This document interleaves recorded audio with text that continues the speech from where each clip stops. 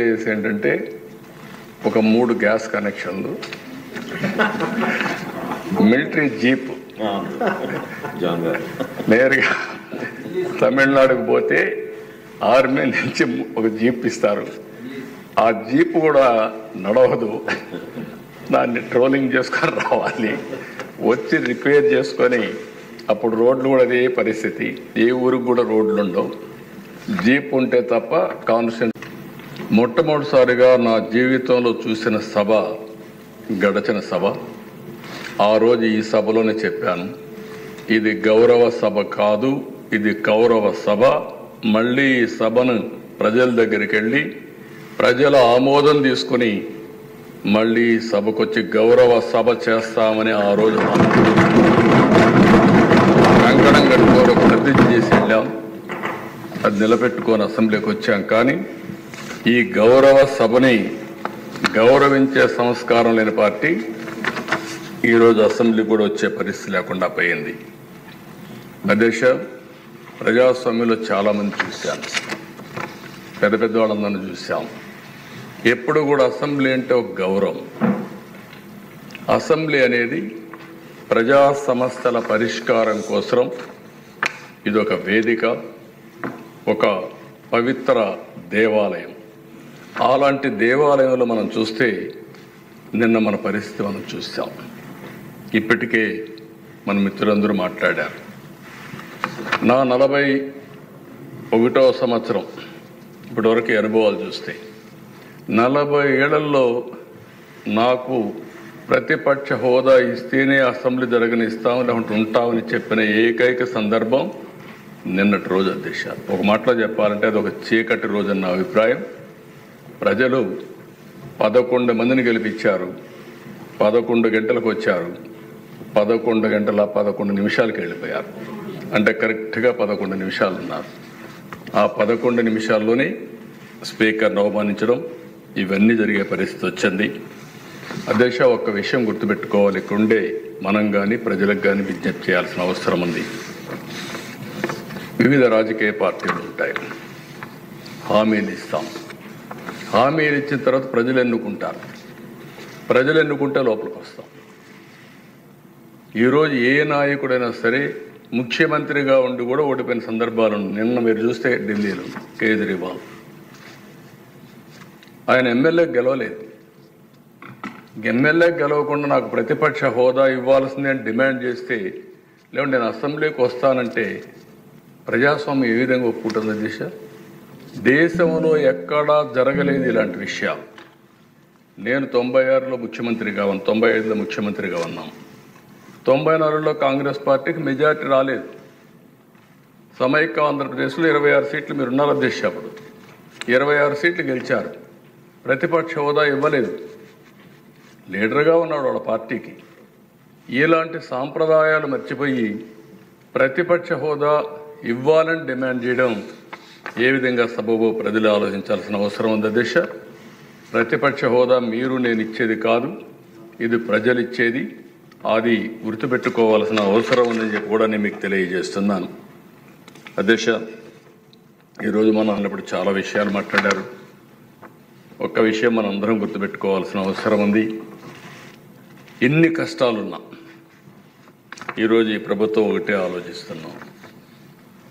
ఏదైతే ఆ రోజు ఎన్నికల్లో నేను, పవన్ కళ్యాణ్ గారు, బీజేపీ ముగ్గురం కలిసి ఎన్డీఏ కూటమిలో ఎన్నికల మేనిఫెస్టో ఇచ్చాం, సూపర్ 6 చెప్పాం.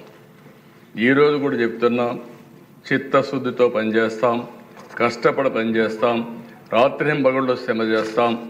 మేము చెప్పిన మాటలను నిలబెట్టుకోవడానికి అనుక్షణం పనిచేస్తామని మరొక్కసారి ఈ అసెంబ్లీలో ఈరోజు అధ్యక్ష మీరు ఒకసారి చూస్తే వచ్చిన వెంటనే ఒకప్పుడు 200 రూపాయలు పింఛనుంటే 2000 రూపాయలు 14-19 నేనే చేశాను. అదే సమయంలో 3000 రూపాయల నుంచి 4000 రూపాయలు చేశాం. ఇంకొక పక్కన దగ్గర దిశ మీరు చూస్తే 8,08,570 మంది దివ్యాంగులు ఈరోజు మీరు చూసినప్పుడు 5 సంవత్సరాలు ఒక్క పైసా పెంచలేదు. 3,000 రూపాయల నుంచి ఒకేసారి 6,000 రూపాయలు చేసిన కూటమి ఎన్డీఏ కూటమి. అదే మార్గదర్శ కడాన లెప్రసీ పేషెంట్స్ కూడా డబ్బులు ఇవ్వాలంటే వాళ్ళకి మనసు రాకపోతే 7,033 మందికి 6,000 రూపాయల చొప్పున ఇచ్చాం. ఈరోజు అధ్యక్ష మీరు చూస్తే 3,000 నుంచి 4,000 చేశాం, 3,000 నుంచి దివ్యాంగులకు 6,000 చేశాం, కొంతమంది లెప్రసీ కానీ డయాలసిస్ పేషెంట్స్ 10,000 చేశాం, కొంతమంది బెడ్కే పరిమితమైన వాళ్ళకి లక్ష్యంగా పెట్టుకుని వాళ్ళకి అన్ని విధాలు ఆదుకోవడం కోసం మనం ముందుకు పోయే పరిస్థితికి వచ్చాం. ఇదే కాదు అధ్యక్ష, ఒకప్పుడు జీతాలు ఎప్పుడు వస్తాయో తెలియదు, ఉద్యోగస్తులకి ముసలి వాళ్ళకి పింఛన్లు ఇవ్వలేని పరిస్థితి. ఈరోజు గర్వంగా చెప్తున్నా, మొదటి తారీఖున ఎన్ని కష్టాలున్నా పింఛన్లు పేదవాళ్ళకి ఇవ్వడమే కాకుండా గవర్నమెంట్ ఉద్యోగస్తులకి రిటైర్డ్ అయిన ఎంప్లాయీస్ అందరికీ అదే రోజున పింఛన్లు జీతాలు ఇచ్చే కార్యక్రమాన్ని ఏర్పాటు చేశాం. అది ఈ ప్రభుత్వం సాధించిన విజయం అని చెప్పి కూడా నేను మీకు తెలియజేస్తున్నా. అధ్యక్ష ఒకసారి బాధేస్తుంది, ప్రభుత్వం యొక్క మానవత్వాన్ని అద్దం పడుతుంది. అన్నా క్యాంటీన్ వీళ్ళు ఏమీ చేయక్కర్లేదు, కట్టిన బిల్డింగ్లన్నీ కూడా అన్నం పెడతా ఉంటే ఉన్న పడంగా వచ్చి పేదవాళ్ళ మీద కోపంతో వాళ్ళ పొట్టగొట్టే పరిస్థితికి వచ్చారు. అన్నా క్యాంటీన్లు క్లోజ్ చేశారు. ఇది నాకైతే అర్థం కాలేదు దిశ. ఈరోజు ఎన్టీ రామారావు గారు తిరుమల తిరుపతి దేవస్థానంలో ఆయన ఆ రోజు ముఖ్యమంత్రిగా వచ్చినప్పుడు అన్నదానం ప్రవేశపెట్టాడు. ఈరోజు 2,000 కోట్ల రూపాయలు కార్పస్ వచ్చింది, వడ్డీతో ఇంకా చాలామంది దానం చేస్తున్నారు. అంటే ఈరోజు ఒక సంకల్పం అనేది ఎవరు చేశారనేది కాదు, అది మంచా చెడా అని ఆలోచించకుండా ఈరోజు అదే కానీ తర్వాత వచ్చిన టీటీడీ బోర్డు కానీ లేకపోతే ముఖ్యమంత్రులు కానీ తిరుమలలో అన్నదానాన్ని కూడా వద్దని చెప్పి క్యాన్సిల్ చేసి ఉంటే ఏమైంది అధ్యక్ష? ఆ విధంగా చేయలేదు కాబట్టి అది కంటిన్యూ అయ్యే పరిస్థితి వచ్చింది. ఈరోజు మేము వస్తానే మళ్ళీ 204 అన్నా క్యాంటీన్లు ప్రారంభించాం. ప్రతి నియోజకవర్గంలో అన్నా క్యాంటీన్లు పెట్టి తద్వారా పేదవాళ్ళందరినీ ఆదుకునే కార్యక్రమానికి శ్రీకారం చుడతాం. ఇది ఈ ప్రభుత్వం యొక్క కమిట్మెంట్ అని చెప్పి కూడా నేను మీకు తెలియజేస్తున్నా. అదే మరిగా దిశ ఈరోజు మనం ఒకసారి చూస్తే ఈరోజు దీపం కార్యక్రమం పేదవాళ్ళ కోసం ఏదైతే ఎన్నికల మేనిఫెస్టోలో మేము చాలా స్పష్టంగా చెప్పాం, దాని ప్రకారం ఈరోజు 3 ఉచిత గ్యాస్ సిలిండర్లు ఇస్తామని హామీ ఇచ్చాం. ఇప్పటికే 1 రిలీజ్ చేశాం, 3 కూడా ఇచ్చేదానికి సిద్ధపడ్డాం. ఈరోజు మీరు చూస్తే 48 అవర్స్లో వాళ్ళు కట్టిన తర్వాత తిరిగి వాళ్ళకి డబ్బులన్నీ కూడా రీపే చేస్తున్నాం. ఈ ఒక్క ప్రోగ్రాంలో 2,684 కోట్ల రూపాయలు ఖర్చు అవుతుంది. ఇప్పటికే 1 కోటి మంది రిజిస్ట్రేషన్ చేసుకున్నారు, 80 లక్షల మందికి ఇచ్చాం.